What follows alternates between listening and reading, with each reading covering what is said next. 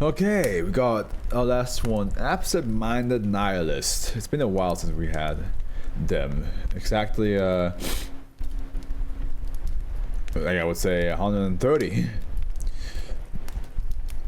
They were in the 2500s. That's the last time we had them. With SCP-2574. Oh, the giant, like, yeah, statue that travels from one side of the world, or at least, you know, travels across the world for quite some time, because he can sense that a giant war is coming, but because he is traveling across everything, he is technically causing the war. So it's like this like paradox of like, is he predicting the war or is he causing the war? You know, like. So that's yeah, that was a while back, but that was a really like you know, a thinker of an SCP. And now we have, can anyone hear you scream? And I hope it's not too long of a read, because I mean, might be a little bit, but let's go. Object class Euclid. Special table procedures. The forest within SCP-2709's affected area is to be cordoned with chain link fences and patrolled daily by a security team. Every 2 months, the forest is to be swept for animal life, and any specimen should be relocated to a part of the forest at least 5 kilometers from the anomaly. Following each sweep, a controlled burn of all vegetation is scheduled for the area of activation to ensure safety of personnel. SCP-2709 is a designation for a phenomenon occurring in forest in Clearfield, Pennsylvania. We had a lot of Pennsylvania in the last couple of weekends. The phenomenon has a radius of 10 kilometers. SCP-2709 anomalous properties manifest at sundown each day. At this time, all animals between 10 and 8 kilometers away from the origin point of SCP-2709 will cease normal behavior and begin to vocalize loudly and incessantly if capable until sunrise. Dubbed the area of activation.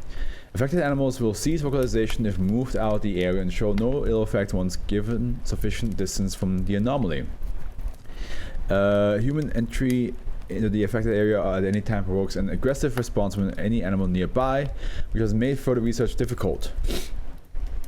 No animal life can be found within an 8-kilometer radius of all calculated origin points of the SCP-2709 phenomenon. If released too close to the origin point, the animal will immediately try to escape outside the 8-kilometer radius, at which point it will resume behavior consistent with the animals inside the area of activation.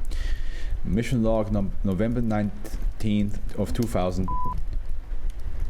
In order to investigate further in the area affected by SCP-2709, the animal residing within the trigger area of SCP-2709 were either exterminated or relocated, and the area was enclosed to allow for the undisturbed passage of an exploratory delegation from forestry-based MTF Epsilon 36 Rangers and Druids, consisting of agents Thayer, Reed, and Miller, led by Captain Ives. Despite his past trauma after an incident with SCP-417, see incident log 417 for more detail, Agent Thayer's knowledge of the local wildlife was deemed valuable in detecting potential anomalies and was thus judged fit for combat. Unmanned expedition via drone had shown no evidence of visible anomalies. As such, the area was judged safe for human entry. Audio video transcript of salvage mission footage below. Okay, here we have part 1. Begin recording. And mics are working. Lowell, is the camera streaming okay? Yep, we're good. And we're ready. Oh, there's so many voices. I can't be bothered with voice acting. As we'll ever be. Buck up, will ya? Let's go. Let's go. We're wasting moonlight. The team enters the enclosure and locks the door behind them and begins to walk deeper in the forest. It's quiet. Should have seen it before we cleared it. Goddamn nightmare. You have birds dive bombing you, deer charging you. God, never thought a bloody squirrel was capable of being terrifying, but here you are. But there you are. Be grateful. Well, if I'm grateful for anything, it's these beauties. We pass flamethrowers issued to all members of the team of the mission. Weapons locked till I say draw. They've cleared the area, but sometimes there could be things that hide in the trees. That's what they're for. Anything bigger than a mouse, get the rifles, got it? Irrelevant footage removed. Ives, I heard you were gonna propose, yeah? Oh god, you heard too? I swear to god, your lot couldn't keep a bloody secret if you were paid to. Sorry, I think Loke told me. I don't remember where I heard it. But just don't tell her, it's the only thing. You think she'll say yes? Well, I certainly hope so. Fuck yeah. By the time you get late. Ives, but really good on you. Invite me to the wedding, will you? Do you have a best man yet? Commencing pain. Come on, Thia. Come on, Thia. Get over it. It is legal now. No, not it. Thia begins pawing at his ears in discomfort. Ow! Fucking ow! What's wrong? My ear. My fucking. Just stop! Shit. Where is his meds? Is he on Prepanol? No. Is that what he needs? Is that what he needs? Or is it the other stuff? No, I feel it too. Shit, that does hurt. Reporting definite oral discomfort for the record. Oh god, it's getting worse. Quiet everyone, do you hear that? Faint clicking noise coming from all directions. A pause before a swarm of termites erupt from the surrounding trees. Fuck! Drop! Ives grabs the flamethrower and begins incendiating one of the trees. We Miller follow the we have another SCP that has to do with animals. Interesting. Like a swarm of animals, I mean. We had the one with the guy who summoned them against his own will. The termites swarm Thia, covering his camera as he unsuccessfully attempts to remove them. I switched his her flamethrower for a can of aerosol pesticide, which he sprays over Thia. Miller helps brush the termite corpse off of Thia. Report. Uninjured? Uninjured. Uninjured. Thia is silent. Thia? Are you uninjured? Please respond. You okay? Food here. Yeah, okay, yeah. The team members turn to look at Thia cautiously. Thia, go back. Whatever this place is you're not dealing with it well. It's getting to you. That's not your fault, but we can't risk it. We will take you back. Miller and I can continue. Headquarters. No, you need me. Look, Thia, I know you are expert here. Exactly, I can tell when something's wrong, exactly how it's wrong. But you're not. You can't tell. You're jumpy, you're paranoid, you're a mess. Thia, please.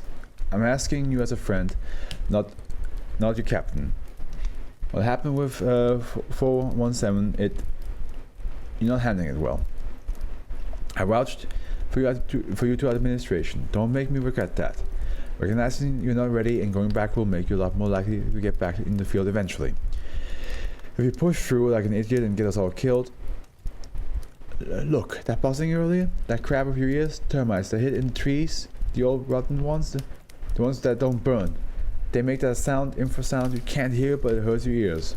Okay. I knew they were there. I knew. I told the director it might happen, they told supplies, that's why we had a spray can in the first place. I know this place. I spent my whole life in places like these. I know them, I know how they work. I can read them, you need me. Fine. Captain, I can't. This is what's happening. HQ approved him. He's our expert on this ecosystem. You have a problem, I will radio for an escort back to HQ. Part 2, here we go. Irrelevant footage removed. The team continues walking until they reach the barrier to the inner circle. Ives opens the gate and allows the team through and locks it behind her. HQ, we enter the inner region. Time is 2:34. Hey, no termites. Nice. Irrelevant footage removed. The team progresses towards the center when they are around 9 meters away. Reed pauses to pick up an object. Unidentified foreign substance here. Reed holds up this object he has found to that it is visible to the camera. It appears to be a fragment of a hard, glossy black substance almost an inch thick. Looks like obsidian, almost. It's not. It's chitin. Insect shells. I thought there were no animals here. Might have been here before the thing moved in. Thalia takes a fragment from Reed, shakes his head. Too new. It's still too sharp. That means Thalia nods.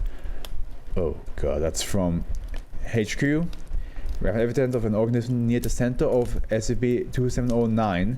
We have chitinous fragment, like insectoid in nature. Draw your weapons, everyone. Keep the bug spray out, right, Thalia? Thalia has frozen in place, facing away from the camera. Thalia slowly turns to face Reed and throws himself at the camera. Run! Run, for God's sakes, go! Run! Get out! Get out! Get out! Get out! Fucking run! Run! Why won't you run? Reed stumbles back and pushes Thalia forward. Thalia continues to try and force Reed back, slamming his shoulder into Reed's stomach repeatedly before tackling him. Reed throws Thalia to the ground. There's a sharp snap and the ground collapses beneath Thalia and Reed. This initial impact leads to the ground to begin carving in a radius of about 15 meters around the point of origin, forming a roughly conical pit. All 4 team members begin falling into the pit. Ives finds a handhold in the dirt and manages to drag Miller up with her. As most water falls and a niche is exposed where Ives and Miller take cover. Thalia attempts to shove Reed to solid ground as they slid down towards the center, but loses his balance and topples into the pit. When he reaches the bottom, a pair of elongated mandibles, approximately 2 meters long, emerge from the sand and began to drag him on the ground.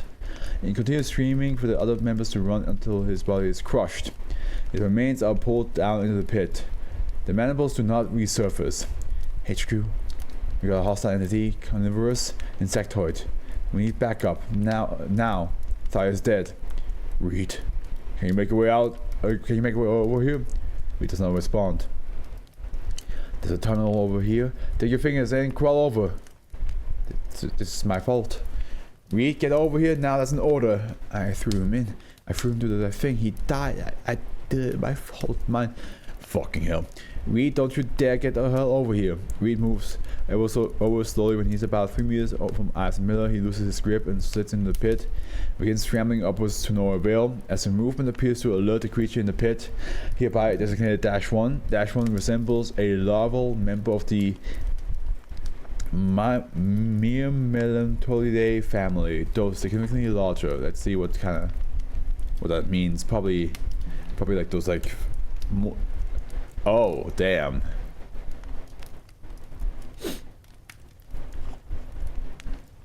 Ooh. Yeah, imagine like a big ass one of these. No, fuck. Reed begins firing his rifle at -1. -1 is undeterred and continues towards Reed. After biting Reed in half, -1 catches sight of Miller and Ives in the midst of a loud shriek and begins climbing towards them. Run! Ives and Miller descend further into the tunnel, which is revealed to be part of a network of subterranean passages. The tunnels appear to allow for -1 to travel underground. Miller and Ives pick tunnels at random while terminals behind them indicate the approach of the entity. Miller trips over a root and injures his ankle. Go! I've got my rifle! Not fucking happening. Ives drags Miller into the side passage and presses against the wall. I don't know how well it can see. I think it senses mainly through vibration. If we keep quiet, we might be able to deal with it. Okay.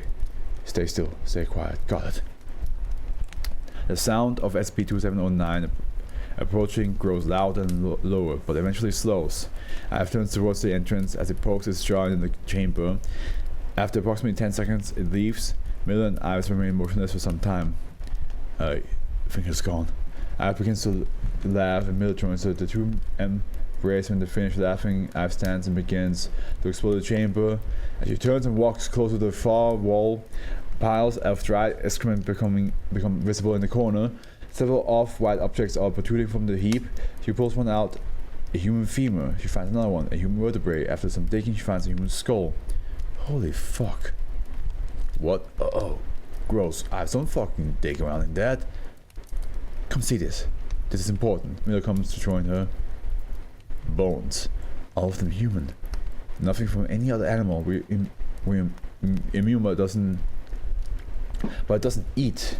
Oh my god, fucking hell. What is it? What's wrong? They all scream except for us. We're not immune. We're targets. I don't understand. When Fire lost it, what was he saying? He was telling us to run. They all were. The thing doesn't affect humans. Debris begins falling from the ceiling. Neither Ives nor Miller noticed. Fire PTSD, anxiety, something. He was just like them.